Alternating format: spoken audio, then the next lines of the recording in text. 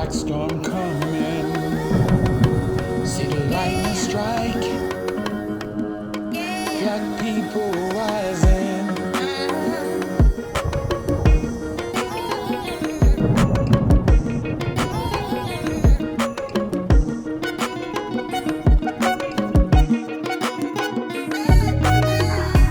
I want every white person in this room who would be happy to be treated as this society in general treats our citizens, our black citizens. If you, as a white person, would be happy to receive the same treatment that our black citizens do in this society, please stand. You didn't understand the directions. If you white folks want to be treated the way blacks are in this society, stand. Nobody's standing here. That says very plainly that you know what's happening. You know you don't want it for you. I want to know why you're so willing to accept it or to allow it to happen for others. Hello and welcome to another edition of the Umoja Circle. My name is Keith Smokey Johnson, and I would like to welcome you to another edition of the Umoja Circle. For those of you who are new to the Umoja Circle, the purpose of the Umoja Circle is to correct errors where errors are found and to introduce facts where we find that so many people are working on fiction when it comes to who we are as people of African descent. You most likely, I don't know, some of you might have seen this lady that I had a little minute video clip of, who asked a very profound question to an audience of white people. Her name is Jane Elliott. For some of you might be familiar with her. For those of you who are not, she is what would be called a anti-racism expert. And she's one of those white allies that go around the world talking about the problems of racism. And another thing that made her famous is she's like in her 90s now, and you could tell she's been on shows. You might like see she might not be put on the shows that you might watch, like the news shows, that somehow, because she speaks truth. As you could tell by what she asked that audience, that white audience, would they take the place of a black person? And none of them, as you can tell, even stood up or took indicated that they would. So that means that a lot of white people in America knows the system that we call the American system has issues. They know the problem that people of African descent and other people of color have to deal with in this society. And are they doing anything about it? Well, that's the discussion that we still need to have. And women like Jane Elliott is going around the country because she can get into places, and a lot of people, white Americans, who don't know what they're in for when they go see her. You can see she was in a full auditorium, was packed. So she's well known. But people don't realize how straight and direct that woman is, as you could tell by just that one question. She exposed the hypocrisy that, there's 70 million people who will smile, as the old song say, smile on your face, but they will stab you in the back when it comes to voting for the type of policies or the type of politicians that will be detrimental to black and brown people. As you can see from the previous elections, that for some reason we hear a lot of people, a lot of discussions, or, when George Floyd was killed, there was a lot of white people who were part of the, mostly young, but it's the people in my age group, the baby boomers and the Generation Xers who are now in their 40s and 50s that are still stuck in this racist mindset. They might not consider themselves racist, but the fact that they know that what's going on in the system does not benefit other people. Yet we're still the land of the free and the home of the brave, and this kind of mythology that's being thrown at us. And there might be another person out there, you might be familiar with Tim Wise, is another one of the allies who go out and predominantly talk to white people. 'Cause that's what we need to get them involved. Yes, black people we were fighting for everything that we've gained, we fought for. But until the dominant group understands that there could be no peace, there could be no truth unless they participate in the healing of America. It's not going to happen just because black people protest. They're going to have to understand that this system that they're taught is so great has problems, okay? But what she does, she tries to deal with racism. I got a slide here with some questions. You see, these are 3 questions that needs to be answered when it comes to the topic of racism, okay? There's a history. Racism is not prejudice. Let's get this straight. I'm getting tired of hearing some black, and a lot of white people say, well, you're a racist. You know, racism has nothing to do with prejudice. Every human being is prejudiced, but we conflate the two. In the last 30 years, I've seen the word racism used in place of when the context of prejudice is there. Prejudice is this unrational way, a perception of a person, place, or thing. You know, you have a prejudice against it. Doesn't make no sense. That has nothing to do with racism. But yet, racism is used when they point to certain things that people of African descent did. What is actual definition of racism? I have here a little definition that I put together and I found. It's a power relationship. Let's get that straight. It's a power relationship, okay, between 2 groups in America. I started out with black and white group in the early part of American history. It expanded to other groups, but we're focusing, since this is an African-centered show, because I can't leave out our brown brothers and our red brothers and many Asians. We have all these issues, but predominantly the same issue. The dominant groups have been dealing with this since 1619. The longest has been us, black people. It's a power dynamic, again, where one group owns so much in the society, the dominant white group in this case, that they can use their wealth, their power to deprive, hurt, and injure another group, which has been black people. That's been the history. That's racism.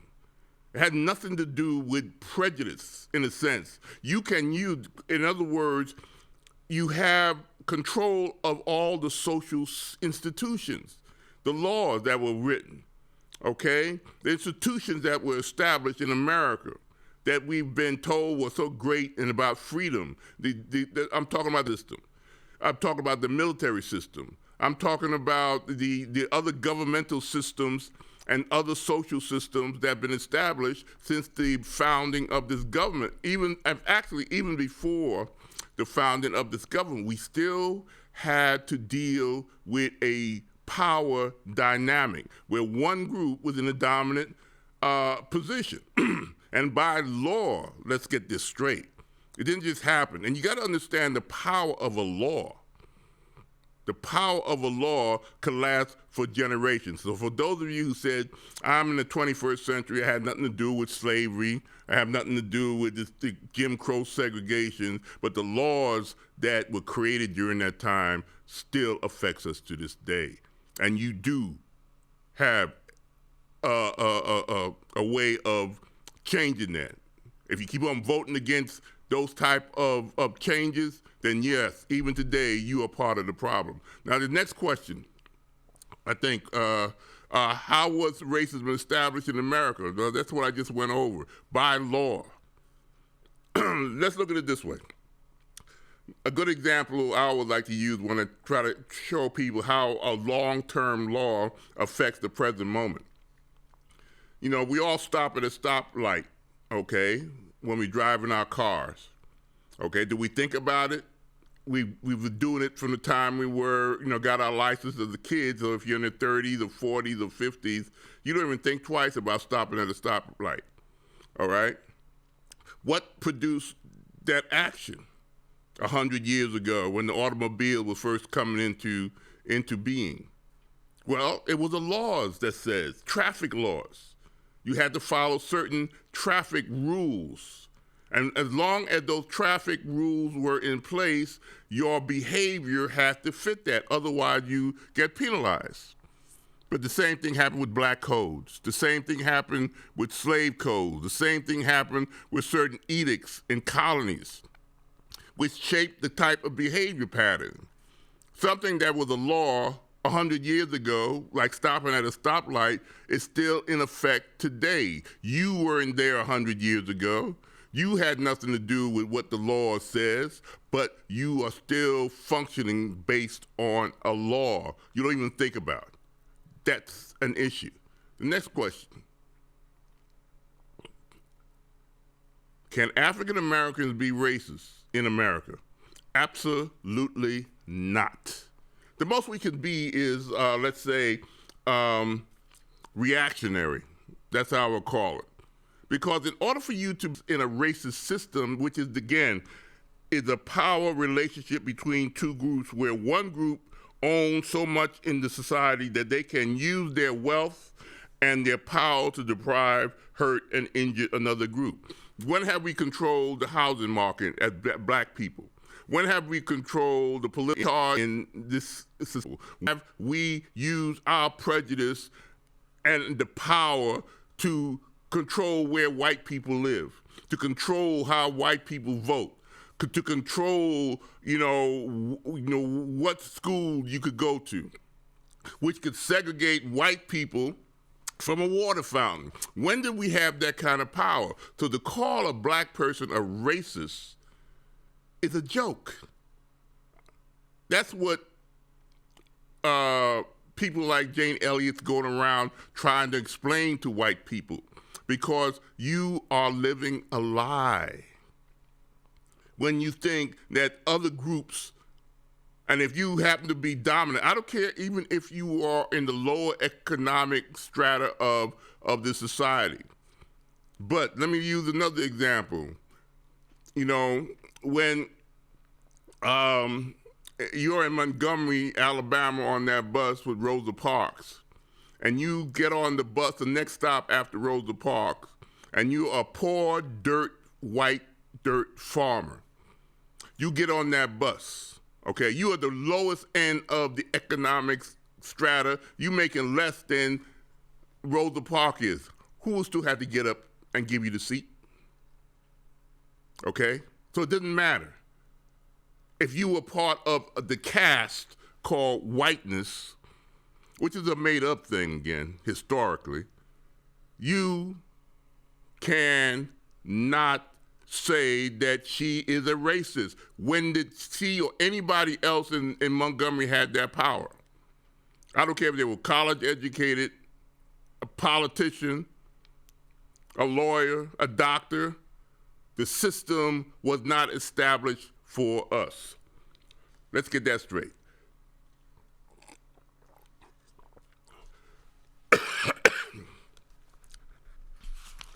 That's what we are dealing with. I got before I go on, I want to read a quote from a great scholar. His name is Wade Noble. Him and another gentleman, another psychiatrist, he's a black psychiatrist, Dr. Wade Noble, a Stanford-trained psychologist, and another person that I admire, Dr. Naeem Akbar. Some of y'all might be familiar with him. They created an organization of black psychiatrists back in the late 70s. They were up to a couple of thousand strong from psychologists all over the world, black psychologists who want to deal with the psychological ramification of enslavement, colonialism, and Jim Crow segregation.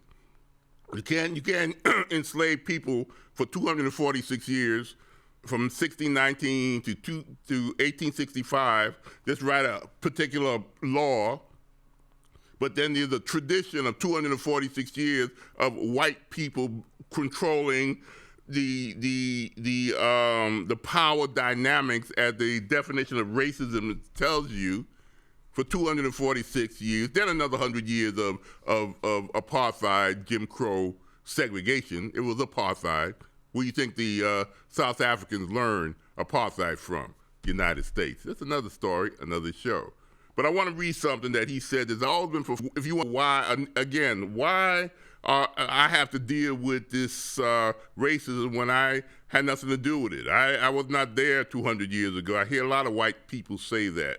Jane Elliott would have been laughing at you if she was in the room when you said something like that, as I would, as a black man and a historian who trying to bring truth to you.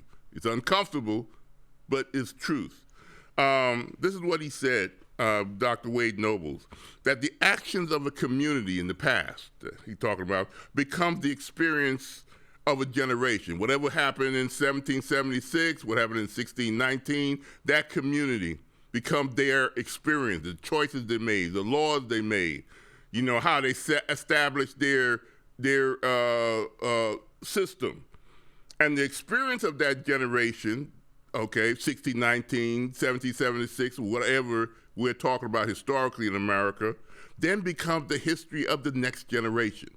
So the people who comes after you, the children, learn from the previous generation, this is how things are done, because this is what we established in the society. Segregation, slavery, okay? Then you have the history of multiple generations that comes after it, all the way from 1619 to the 2023. You have this system of historical ways of knowing becomes the traditions of the people. And what he's basically saying, that what you consider, what happened 200, 300, 400 years ago, that becomes American tradition. And if racist laws were put on the books that produce certain type of behavioral patterns, we cannot group together as black people. White man has the right that no other person has that looks like me, right? And that's passed on historically from generation to generation to generation. That becomes culturally embedded in the society. So the traditions or the feelings that you have when you're around black people, or the way you point at them, or you're made to think that every black man is a criminal or a rapist or messing with your woman, and all the things that still comes out, and the way, so that's not something that can be trained like a cop, that we always say when we talk about the recent beating of a young black man by some police officers, even the ones that look like us, because it's a mental thing. Culture passes down psychologically the way DNA passes down biologically certain type of behavioral patterns. Whether it was at the cellular level at DNA or the psychological level, you always are passed down. And the kind of ideas that are passed down to in America has been racist ideas. See, you cannot function just basing everything on behavior. Why are they acting like that? Unless you deal with the ideas that produce the behavior. And if we don't focus on that, that's what Dr. Wade and Dr. Naeem Akbar and other black psychologists who understand this truth and are using their psychological training to deal with these racist kind of results. Even though segregation, even though enslavement was so-called past laws said that they're no longer viable, but the traditions has already been made. The way a person in 1865, just because the 13th Amendment was established, or whether Jim Crow laws that came after it, that means that they didn't change much. They just adapted to it and tried to maintain the traditions and the power. That's what racism is. It's a power dynamic, a system. A racist, that's why we say systematic racism. That's the terminology that it comes from, not prejudice.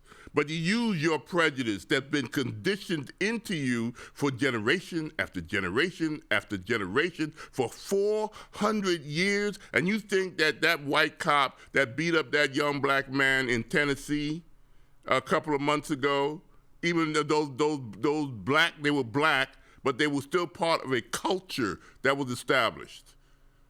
A white-facing culture that taught them to look at people even that looked like them, to look at them based on the type of definition that had to justify enslavement. We had to be lazy. We had to be dangerous. We had to be criminals. You know. Then you establish black codes. Okay. So let me show you a quick chronology of racism, like I'm talking about, by law, the chronology of racism in America. First, you have 1619, and I know that there were black enslaved people since the late 1400s. We talk about here in America, where I exist. The first 20 captured Africans entered Jamestown at Point Comfort, okay? First of all, they were indentured, okay? And there was no such thing as white people at the time, okay?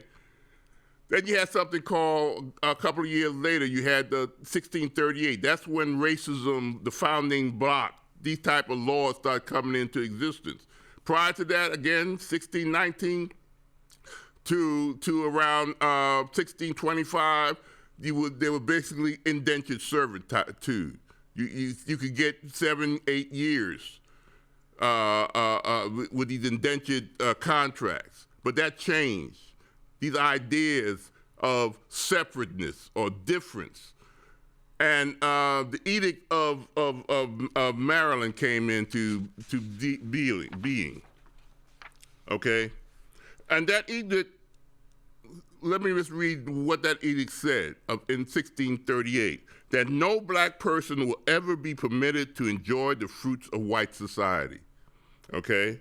This doctrine, which one of the cornerstone of racism because it produces a particular idea in this country, told white colonists that every time you have a chance socially, exclude black people. Okay? Law. And you still have to deal with that when you go into a white neighborhood, right? What you doing here? Why are you here? You see these video clips doing that. Why do you think that idea came from? Laws. And if you say that I didn't exist in 1619, but the idea existed and is embedded in you, just like Dr. Wade Noble said, it becomes historically included into your cultural psyche. Then you had laws like 1665 when they actually said, heck with all this, indentured servitude. We will write laws to say that because you're born to a black woman, slavery was fully entrenched in the colonies throughout the Caribbean, starting in the Barbados, all throughout what we call the diaspora. Then you had, 1705, you had specific slave codes. These are laws, racist laws that said a white man cannot be accused of raping a black woman. We are just property. We have no rights under the law, no rights in a land that says black and white conservative. We are, the land of the free and the home of the brave. No, the law said that we were separated. And once you have that kind of power dynamic, that creates a racist system. 1875, 78, you have the black codes. This is after the Civil War, okay, which you just established. Even so, when they stopped the slave codes, and then we had a Civil War, which the South lost, and we were supposed to be free and citizens by the 13th, 14th, 15th Amendment. What did the Southern states do? Okay. We're free. We're citizens of the United States. They created black codes, which basically put us back into a slave-like situation. You can read stuff like that in a book like this called Before the Mayflower by the great LaRon Bennett Jr., who used to, the historian, and he used to be an editor at Ebony Magazine, one of the great historians that many of us might not even know about. But this is the book. It talks about the indentured servitude. It talks about the slave codes. It talks about all those things during the period of time I'm talking about. Everything, I'm not making this stuff up. I read the books, okay? I don't look at video clips on YouTube all the time, even though I can find things like great scholars on YouTube, but I read the books. And we got to understand of that. I'm going to continue this discussion in the next show because, even though I might just do 2 parts, it still would take a whole lot more to get this idea across, that the actions of a community becomes the experience of a generation, as Dr. Noble said, and the experience of that generation becomes the history of the next generation, while the history of several generations become the traditions of a people. And the traditions of the American society is a racist system. And unless white America understand this thing, why you think Governor DeSantis is talking about we don't want to do API? Because the history I just talked about would talk about those things so that you can fix it.